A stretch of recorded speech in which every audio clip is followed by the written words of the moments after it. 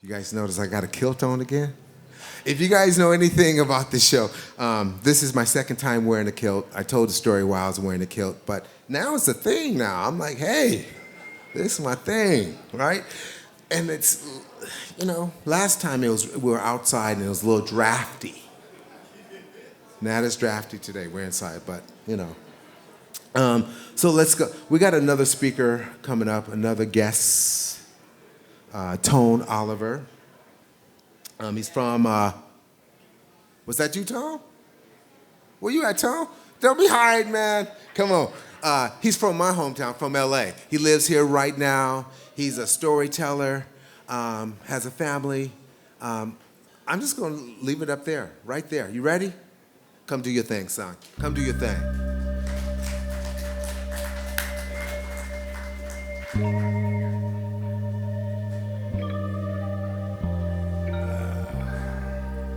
Tone Oliver. What's going on, people? Sometimes you gotta just let go. I wanted my music to play before I walked up, but I'm already here, you know what I mean? You know? It's all good, it's all good. Thank you guys for having me. Thank you, Denzel. Thank you, Rondi. I appreciate you guys. I'm nervous. We had like a meeting before this, and I'm like doing dad stuff in the middle of the meeting, and Rondi's like, I just want you guys to know, make sure you don't rehearse. And I was like, wait, what? I was like preparing a speech and everything, And he was like, yeah, dude, don't rehearse, So with that being said, cue the music. No, I'm joking. But so I don't really know. I just know I'm gonna take the theme of what's good and kind of just share myself with you guys as much as I can comfortably in front of strangers and cameras, how vulnerable I can be. But I'm an artist. I like to say I was created by the creator to create, Thank you. I started in music. I started in poetry, I guess you should say, and then that translated into music. I did music in a group. I was young. We did a lot of shake your ass music, party music, trying to get the girls kind of music. And it was fun, but then I grew up a little bit. This was probably like 2006 to 2012 or something like that. And I grew up a little bit and I realized, okay, I don't really want to make this kind of music. This isn't really who I am. This was just me and my friends fucking around and having a good time. And so I branched out and I made an album called Live and Let Die. I was a big Beatles fan. And I was trying to find myself, and in finding myself, I just started trying things, listening to things, watching things that was out of my norm, out of the hip hop genre, out of the black genre, out of, basketball and all the things that as a young black man you see and you're like, these are my options, right? It was Kobe, it was Will Smith, and it was Goofy, from Disney. And these were like the things that I thought I could be, And, and then, right, the whole Mike Brown thing happened. And I was like, oh, okay. I was a little older. I was a man at this time in my life. And I was like, oh, this blackness is more than just this cool thing, right, that people want to imitate and want to be like. I wasn't really tapped into my history or tapped into, I understood Martin Luther King and Malcolm X and all these things, but I never really dove deep into my blackness and what that meant, right? My origin of my blackness started where, the school system told me it started. So Mike Brown happened, and that made me kind of just like really want to find out who I am and where I'm from and why did this happen and why are all these black people who look like me, making this uproar? Why is it so important, right? Why is it so? And I'm not saying that I had no context, but I never did any deep diving, And then I started deep diving, right? And not too much, but you learn a little bit about Kemet, right? A little bit about the hieroglyphics and things that you thought were white were actually black, Jesus, And then I started to realize that, I made another album called FTP, and it stood for a lot of different things, If you can use your imagination, you could, probably figure it out, And that was probably, Mike Brown happened. I think something else happened around that time. I want to say, forgive me if I'm missing the timeline. Tamir Rice, a lot of these things happened.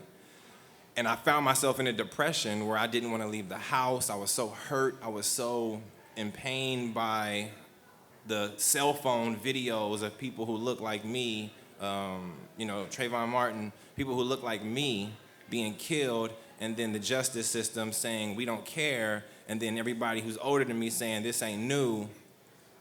And I was like, oh, this ain't new. Oh, I don't want to leave the house. Oh, it became crippling, like seriously crippling, where I was like, I'm just gonna stay here. And the only thing I really had at that time in my life, I had just moved to the Bay Area from LA originally. I've been out here maybe a year at that time, and the only thing I really had in my life was my studio and my music. And I made that album FTP, and it was all songs about these things that I had been learning, right? I had a song called Masters, and talking about how, we are the actual masters, and when it was only 4 songs, it wasn't a lot, but it brought me out of that depression. It brought me out of that mentality that I thought I couldn't climb out of, and it didn't fix anything except my ability to be okay. You know what I mean? Like, it's hard, dude. You guys, I don't know how many people out here are black, but it's hard, and especially when you get into it and you dive deep and you allow yourself to go there. And it showed me the beauty of my creation. And more than, I didn't have therapy, I didn't have, somebody helping me through it. I had my music. And all I did was release my feelings and my pain and everything that I had inside of me into these tracks. And after it was done, I was able to leave the house and smile again, because I'm really a happy person. Like, I'm really a silly, goofy, like I told y'all, I'm goofy, I'm a jokester, I want to have fun, you know what I mean? And I was able to do it again. And I was able to, things would happen, and I had the understanding of what it was, and I was able to go to protest and be with my people and fight what I thought was the fight, and go through life again, right? So, again, I didn't plan any of this, so I kind of just talked about that for a long time. But fast forward a little bit, right? Life happened. I had a son with a woman who, I had a very toxic relationship with. And we thought our son can make it work.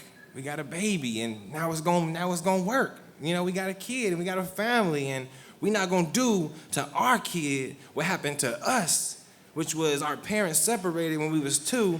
So we gonna show him how you can stay together. And that ain't happened, A year after my son was born, I left.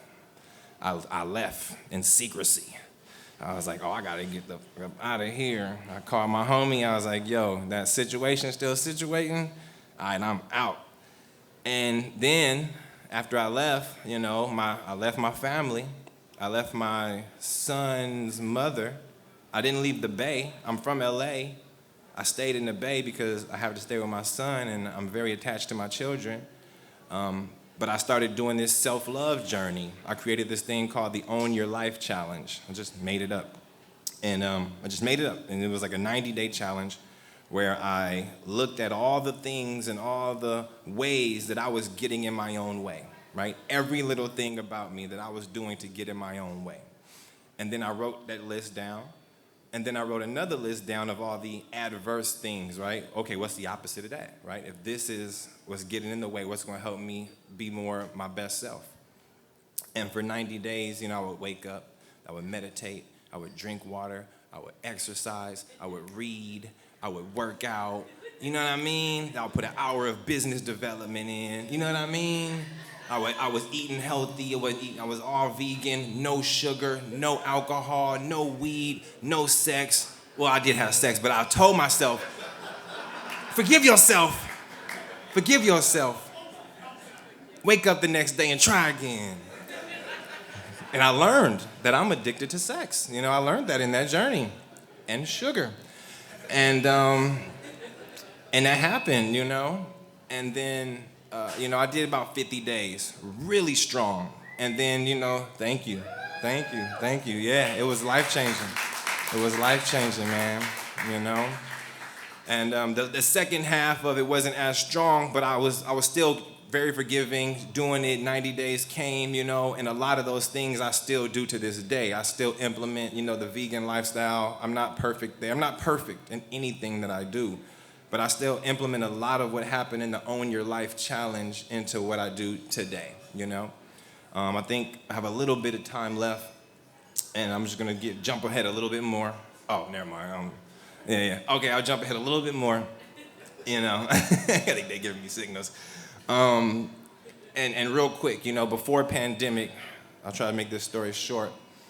I was working at Oak Stop. It's a event art community space. If you guys are familiar with Oak Stop, very, very poppin', community space for the Bay Area. Pandemic happened. Everybody got laid off. And we couldn't do anything, right? The world was saying, all the industries are shut down. Nobody's doing anything. Stay in the house. Don't go outside. Everybody's going through this depression of, what am I going to do? And I don't know why, but for some reason, my brain said, ding, ding, ding. Nobody's watching.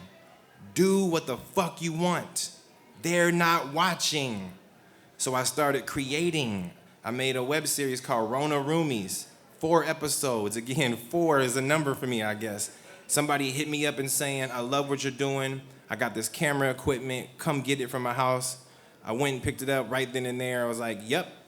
It was about $6,000 worth of camera equipment. I immediately started a business. I saw, and it's like everybody, all the big businesses were going home.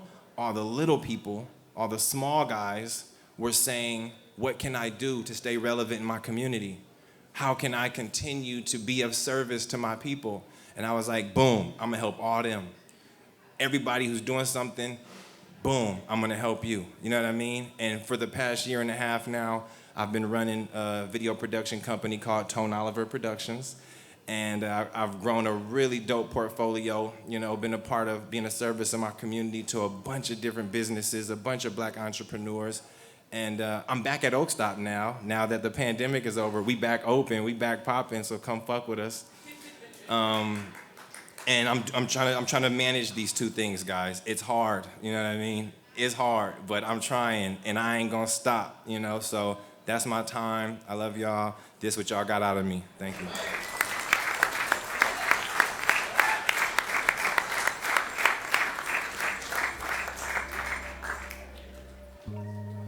Was it? I don't know. Thank you, brother. Thank you. Well, I'm gonna drop it up. Tone Oliver. Sometimes you gotta just let go. I've been practicing on my patience like a doctor. I used to try to force things, but they would never prosper. I was a sheep dancing with wolves like Kevin Costner. But when you go with the flow, it's so much you can accomplish. I left the nonsense in the past and became hella conscious. Some call it corny, but I'm popping like overrated. Hey, Tone. Propelling to the top. Is this your thing right here? Oh, yeah. I'm just speaking from my 7 chakras. That's what I'm talking about, like son. That's what I'm talking about. Wrestling, I got the rhyming belt. Yo, I'm the greatest. It's just how I define myself. If I was you, I'd do So the same. stanky, so stanky. All right, y'all. I got my orders from the man. Look, I want to say thank you for a couple of people that I've never said thank you before, and they deserve a lot of credit.